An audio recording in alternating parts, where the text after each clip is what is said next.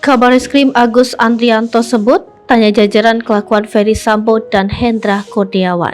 Kabareskrim Polri Komjen Agus Andrianto membantah dugaan keterlibatannya dalam kasus tambang batubara ilegal, sebagaimana disampaikan mantan Karo Paminal Divisi Propam Polri Hendra Kurniawan.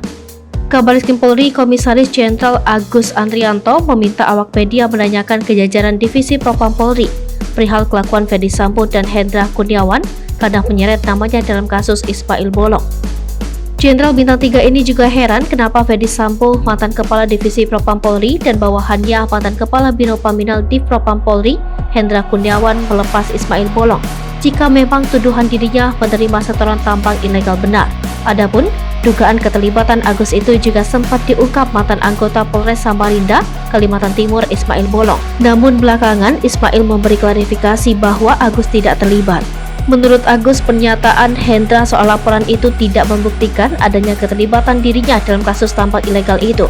Dalam video klarifikasi, Ismail juga mengaku membuat video yang menyebut keterlibatan Kabareskrim karena ada intimidasi.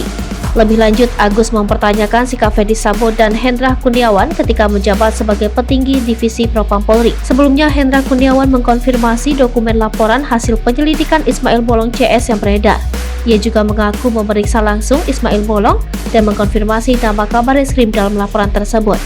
Disampaikan Hendra Kurniawan setelah mengikuti sidang obstruction of justice pembunuhan berencana Nofrian Syah Yosua Huta Barat di Pengadilan Negeri Jakarta Selatan Kamis 24 November 2022.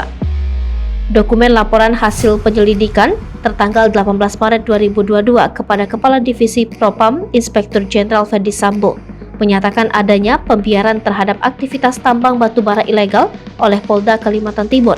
Selain Ismail Bolong, terdapat pula 15 orang lainnya yang disebut sebagai pemilik tambang batubara ilegal. Ferdy Sambo pun telah membenarkan surat penyelidikan yang mengusut dugaan suap tambang batubara yang diungkap Ismail Bolong dalam video yang viral beberapa waktu lalu. Hal ini disampaikan Ferdy Sambo setelah skor sidang pembunuhan berencana Brigadir Nofrian Syah Yosua Huta Barat di Pengadilan Negeri Jakarta Selatan 22 November 2022. Ferdy Sambo meminta agar langsung menanyakan ke pejabat yang berwenang karena ia telah mengeluarkan surat penyelidikan kasus setoran tambang ilegal Ismail Bolong CS.